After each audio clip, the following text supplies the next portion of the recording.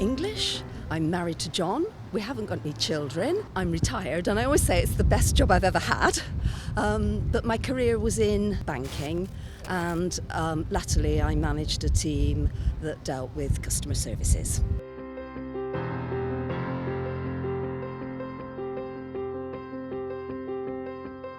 I think my first experience was when my mum took me to the local swimming pool. It was only about a kilometre from where we lived, and it was an old Victorian baths that we have in the UK.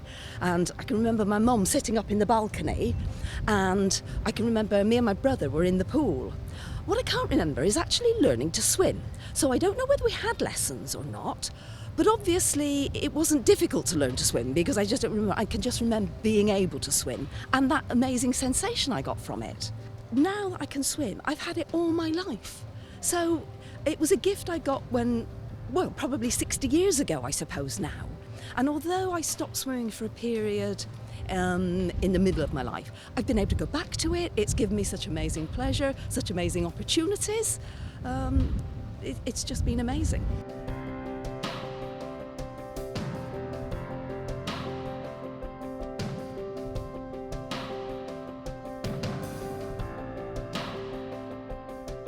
And then I continued with swimming until I was about 18, I suppose. At that point, we'd moved where we lived.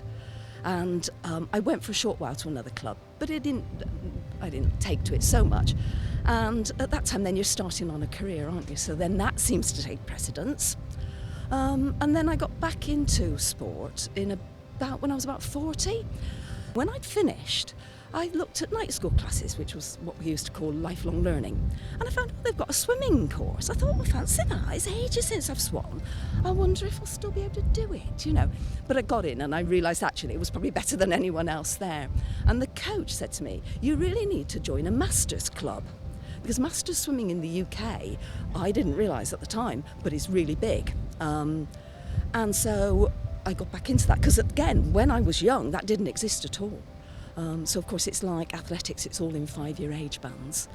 Trained with the club, got a very good group of friends there. We worked together really well. We knew what order we were going to swim in, depending on what stroke we were doing and how anybody felt. Because I liked swimming, I came to Malta with a company called Swimtrek that did swimming holidays over in Shlendy. And each week, because I came several years running, and each week the signature swim was to swim from Gozo to Malta, and I used to love that. And then one year one of the guides said, there's a race to swim from Gozo to Malta, you know, and it's like, wow, that's what I want to do. And I started Googling it when I got home, and I found that actually the club that organised it, Burka Cara St Joseph, had a whole series of swim races. And I said to my husband, as we were retired, how about going out for a summer for a long holiday, and I'll do the series of races and that. And then while we were over here, I realised, I think I'd like to live here. So we were going back home, but I said to my husband, well, let's sell our house over there and we'll buy a little one here and still have a little one in the UK. And then, because I could swim a bit, people said, oh, there's a triathlon relay, will you swim for us? And through that, I met Fabio Spiteri, and he said something about, you should do triathlon. And I said to him, no, I haven't got a bike, and I only jog, I don't run. But there must have been something about what he said that persuaded me, because very soon I got a bike, and I learned to say, I don't jog, I run, I'm a runner, you know?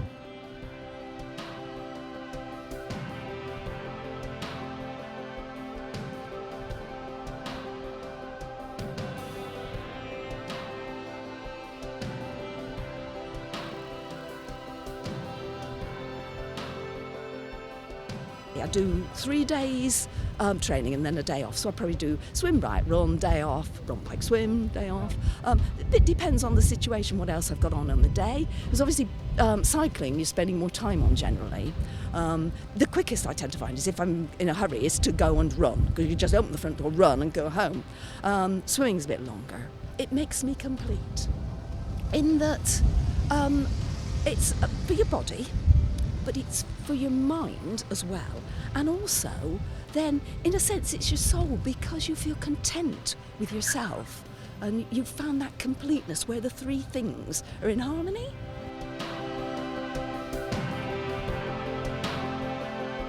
In some ways, as you get older, you realise actually there is always tomorrow. When you're young, you think it's really important now, but I've realised that it isn't that important now.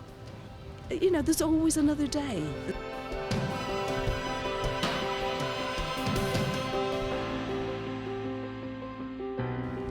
You know, I know that you get that buzz.